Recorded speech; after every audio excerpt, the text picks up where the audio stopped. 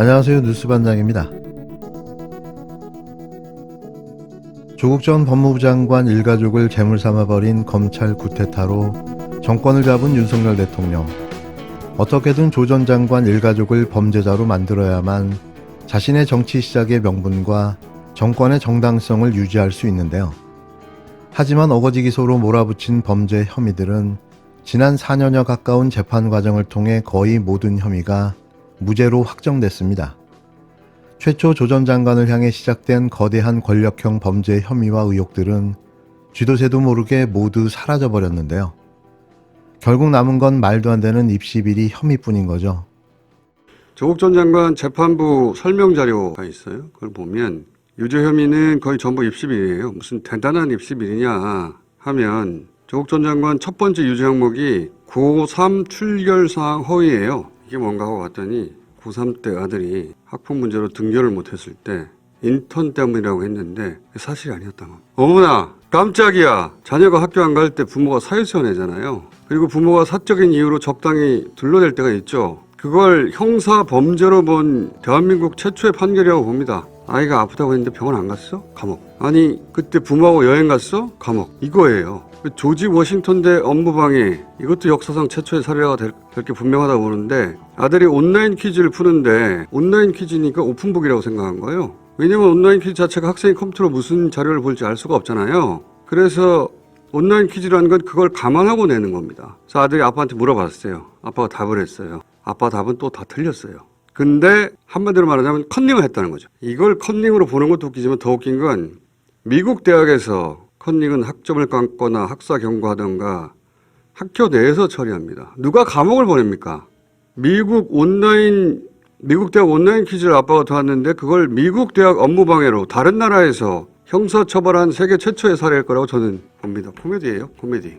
그리고 고등학교 인턴 활동, 체험 활동, 시간이 부족하다. 이걸로 감옥, 이것도 대한민국 최초 사례일 겁니다. 심지어 그 체험 활동을 한 대학의 교수가 고등학생이 와서 할 만큼 했다라고 했거든요. 형사처벌했어요. 근데 더 웃긴 건 장학금이라고 보는데 조민 씨가 받은 장학금을 뇌물로 기소했어요. 직무 연관성이나 대가성을 찾지를 못하니까 뇌물은 무죄인데 대신 청탁금지법 위반, 이게 소위 김영란법 위반이라는 거예요. 도대체 왜 이게 직무 연관성이나 대가성이 없는데 김영란법 위반인가 했더니 조국 교수 시절 장학금은 괜찮은데 민정수석이 된 이후의 장학금은 직무 연관성 대가성이 없어도 김영란법 위반이라는 겁니다. 그럼 이제 모든 공무원 기사들 자녀가 받는 장학금은 다 형사처벌 대상이라는 거예요. 이게 말이나 됩니까? 입시비리 아닌 게 딱 한 건인데 특검반 권리행사 방해예요. 이것도 아주 너무 말이 안 되니까 재판부가 따로 재판부 내 이견이 있었다고 얘기하거든요. 이런 경우가 없어요. 이견이 있어도 그냥 넘어가죠. 따로 이야기했어요. 이건 내일 따로 변호사들과 자세히 얘기하겠지만 간단히 요약하면 청와대 특검반은 강제 수사권이 없습니다. 체포하거나 압수수색 못해요. 강제 수사권이 없기 때문에 조사 당사자가 오라고 했는데 안 왔다. 그럼 체포할 수도 없고 압수수색할 수도 없는 거예요. 그래서 문제가 된 소속 부처에 이첩을 하는데 재판부가 특검반 권리 행사를 방해했다는 겁니다. 행사할 권한이 없는데 특검반에 그런 권한이 없다는 건 규정이 명확히 명시되어 있는데 이걸 또 유죄로.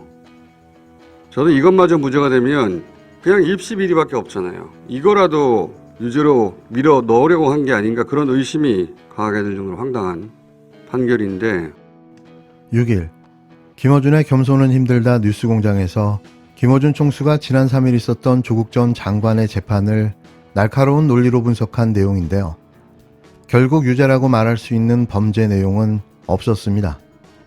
이런 잣대라면 대한민국 고위공직자, 판검사들의 자녀 중 무사할 수 있는 사람이 몇 명이나 될까요?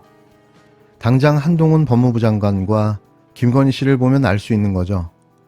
이날 조국 전 법무부 장관의 딸 조민 씨가 뉴스공장에 출연했는데요.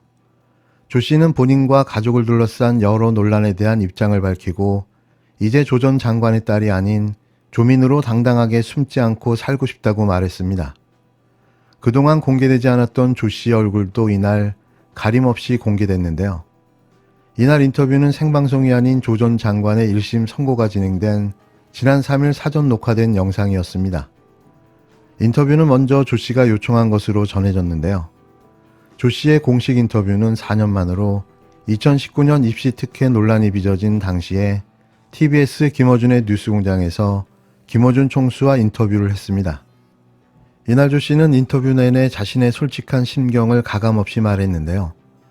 조 씨의 말에는 세상을 바라보는 따뜻함과 진정성의 울림이 있었습니다. 인터뷰 내내 얼마나 그간 힘들었을까 하는 생각을 지울 수가 없었는데요. 조 씨의 인터뷰 내용 중 인상 깊었던 대목을 꼽자면 이런 내용들이었습니다. 의사면허 필요하다고 판단되면 10년 다시 공부해서 따면 된다. 의사면허는 사회에 기여하기 위한 수단이지 목표가 아니었다. 다른 일을 하면서도 행복할 자신이 있다. 부족하지 않았던 제 환경 자체가 누구에겐 특권으로 비칠 수 있었다는 걸 깨달았다. 또래 친구들에게 미안한 감정이 들어 앞으로 좀 더 나은 사람이 되고 싶어졌다. 의료 봉사도 나설 것이다. 짧지만 긴 여운을 남긴 인터뷰였는데요. 그 부모의 그 자식이라는 말이 생각납니다. 조국 전 장관이 치르고 있는 멸문지화의 고통, 이건 우리가 함께 감당해야 할 일이 아닌가 생각해 보는데요.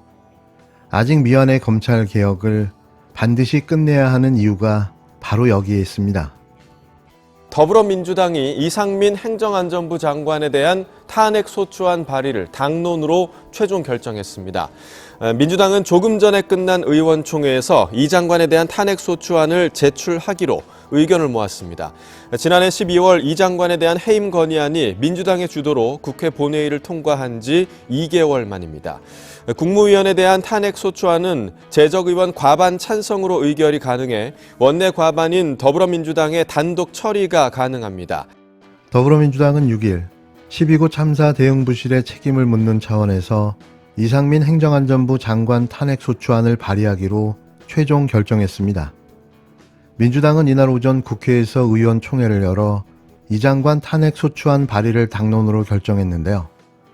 민주당은 앞서 지난 2일 의원총회를 열어 탄핵 소추안 발의 여부를 논의했으나 신중론이 적지 않아 결론을 내지 못하고 주말에 당내 의견을 수렴했습니다. 민주당은 그간 국민안전 및 재난대응 관련 주무부처 장관인 이 장관에 대한 문책을 요구했으나 정부 여권의 후속 조치가 없자 탄핵 소추를 추진하겠다는 뜻을 밝혀왔는데요. 이 장관은 이태원 참사의 책임을 지고 자진해서 사퇴하라는 민주당의 요구를 계속해 거부해왔습니다. 이에 민주당은 지난해 12월 국회 본회의에서 단독으로 이 장관 해임 건의안을 처리했으나 윤 대통령은 이를 수용하지 않았는데요. 탄핵 소추안이 발의되면 국회의장이 본회의에 보고한 뒤 24시간 이후 72시간 이내에 표결해야 됩니다. 본회의는 오는 7일과 8일 대정부 질문을 위해 각각 예정되어 있는데요.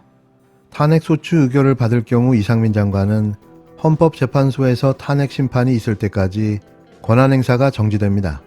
제발 민주당은 처리해야 할 일들을 빠르고 강력하게 추진했으면 합니다.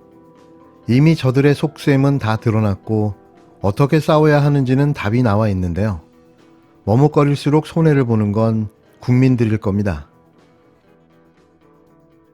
이재명 대표가 이제 장외투쟁을 하고 있는데요. 지난 바로 엊그제죠. 군인의 총칼 대신 검사들이 영장으로 위협한다 이런 식으로 하면서 이제 장외투쟁을 하고 있는데 이제 이에 대해서 좀 어떤 입장 갖고 계신지 궁금합니다. 영장 얘기를 하셨나요?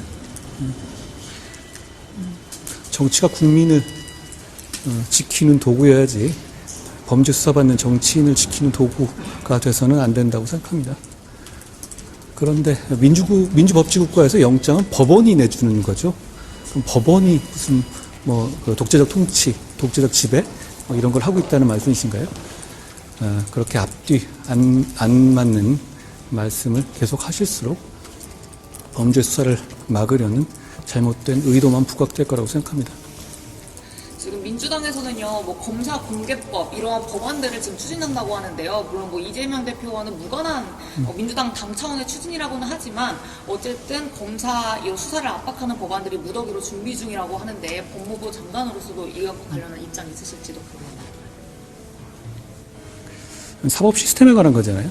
갑자기 이러시는 게 169석의 힘을 이용해서 이재명 대표에 대한 범죄 수사를 어떻게든 막아보려는 거라면 차라리 그렇게 사법 시스템을 흔들고 망가뜨려서 국민들에게 피해 주는 것보다는 꼭 찍어서 특정인은 죄를 저질러도 처벌받지 않는다는 내용을 명문화한 그런 법을 만드는 게 국민들에게 그나마 덜 피해주는 일이라고 생각합니다. 그 이재명 대표 지금 쌍방울 관련 수사도 계속 진행 중인데요. 오늘도 아침 회의에서 검찰 신작 소설의 완성도가 너무 떨어진다 이런 식으로 계속 지금 수사 사안에 대해서 계속 비판을 하고 있는데 어떻게 보면 같은 질문일 수 있지만 오늘 발언에 대한 입장도 있으실까요? 같은 질문이라고 말씀하셨는데 매번 같은 말씀 하시는 것 같은데요. 예.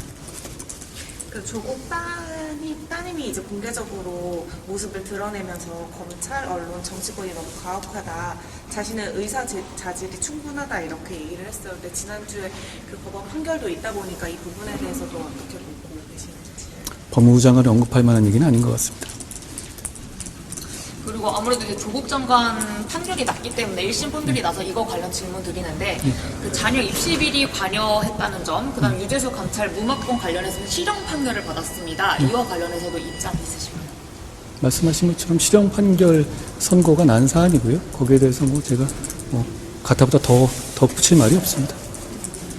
근데 사모펀드건 관련해서는 무죄 판단이 나왔는데 이제 조 전 장관께서 재판 선고 이후에 권력형 비리라고 검찰이 처음 수사를 시작했는데 정작 기소도 하지 않지 않았냐 이런 식의 또 입장을 내셨어서 혹시 사모펀드건 관련해서도 이거는 제가 판결이 확정된 부분이니까 말씀드리면 정경심 전 교수에 관한 판결문, 항소심 판결문을 보면요. 코링크 P 관련 부분이라고 해서 정확하게 사모펀드 관련한 부분에 대해서 미공개정보 이용, 금융실명제법 위반, 증거인멸 등에 대해서 유죄 판단이 내려졌고 그것이 대법원에서 확정된 바 있습니다. 그러니까 사모펀드 관련한 부분이 기소되지 않았다든가 무죄가 났다는 얘기는 사실과 다른 얘기입니다.